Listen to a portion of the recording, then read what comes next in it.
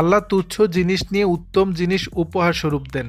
ছোট পর্দার জনপ্রিয় অভিনেত্রী অহনা রহমান সামাজিক যোগাযোগ মাধ্যমে কিছু ছবি পোস্ট করেছেন, যেখানে ক্যাপশনে উল্লেখ করেছেন আল্লাহ তুচ্ছ জিনিস নিয়ে উত্তম জিনিস উপহার স্বরূপ দেন।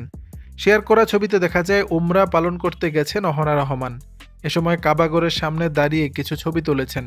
পোস্টে তিনি আরও লিখেছেন, আমার প্রিয় 2024 সাল, তুমি আমাকে এই বছরের শুরুতে অনেক কিছু দিয়েছ, আবার অনেক কিছু কেড়েও নিয়েছ।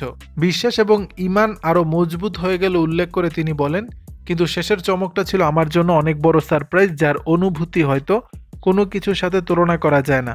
এখন বুঝলাম, জানলাম, শিখলাম আল্লাহ কেন মানুষের পরীক্ষা নেয়। বিশ্বাস এবং ঈমান আরও মজবুত হয়ে গেল। আল্লাহ জীবন থেকে তুচ্ছ জিনিস নিয়ে উত্তম জিনিসটা উপহার স্বরূপ দিয়ে দেন।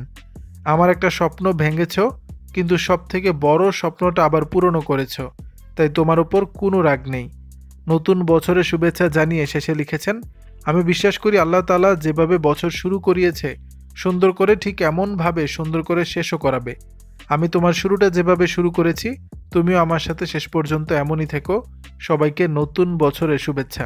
দর্শক, বিষয়টি নিয়ে আপনাদের মতামত জানাবেন নিচের কমেন্ট বক্সে।